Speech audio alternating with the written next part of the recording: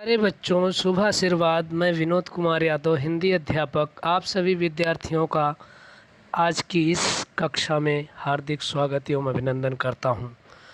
तो आज हम कक्षा 8वीं की हिंदी वसंत पुस्तक की कविता 8वीं यह सबसे कठिन समय नहीं का अध्ययन करेंगे, जिसकी लेखिका हैं, जिसकी रचयिता हैं जया जादवानी जी।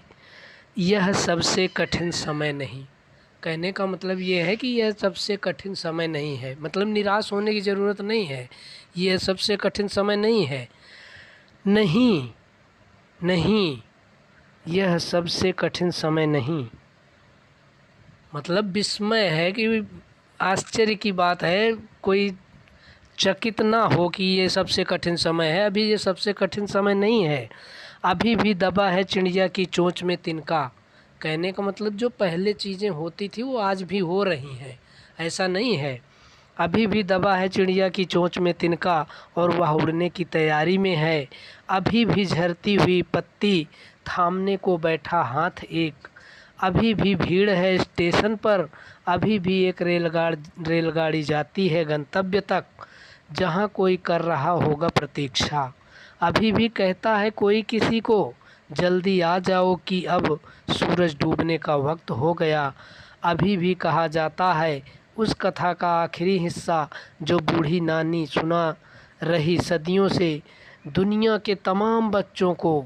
अभी आती है एक बस अंतरिक्ष के पार की दुनिया से, लाएगी बचे हुए लोगों की खबर।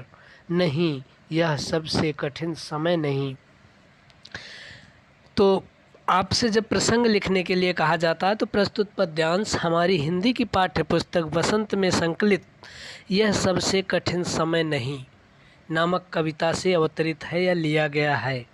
इसकी कवित्री जया जादवानी जी हैं। इसमें कवित्री ने बताया है कि यह समय कठिन नहीं है। कवित्री का कथन है कि यह सबसे कठिन समय नहीं है। अभी भी चिड़िया अपनी चोंच में तिनका लेकर, मतलब किस लिए तिनका लेकर के चिड़िया जाती है? घोंसला बनाने के लिए, उड़ने की तैयारी में है।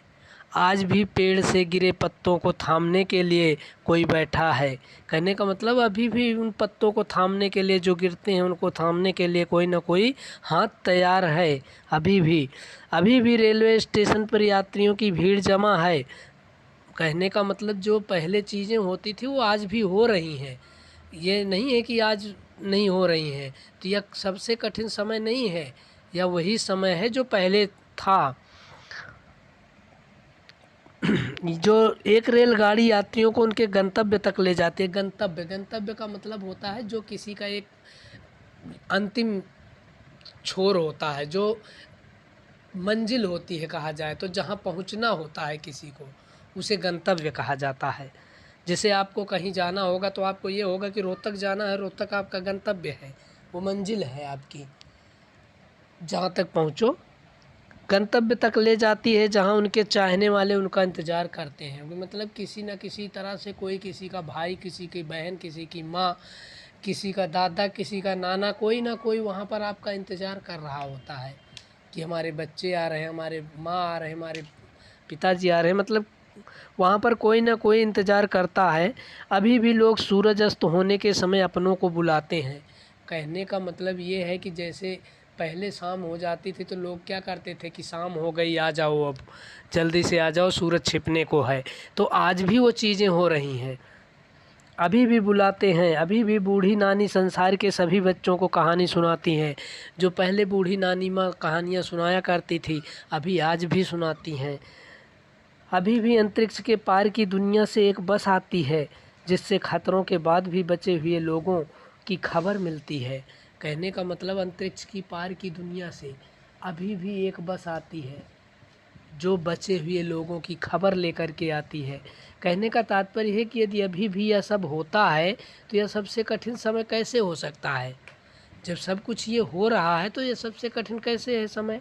भाव यह है कि आज भी वही सब होता है जो पहले होता था, इसलिए यह समय कठिन नहीं है। अतः हमें आशावादी दृष्टिकोण अपनाना चाहिए। हमें, मतलब कहने का यह है, कुल मिला के कवित्री का कथन ये है कि हमें निराश नहीं होना चाहिए, हमें आशावादी बन कर के जीवन जीना चाहिए, हमेशा एक आशा लेकर के जीना चाहिए। कवित्री का यही कथन है। तो बच्चों, पढ़ना, समझना, कहीं कुछ ना समझ में आए तो कमेंट बॉक्स में कमेंट करना।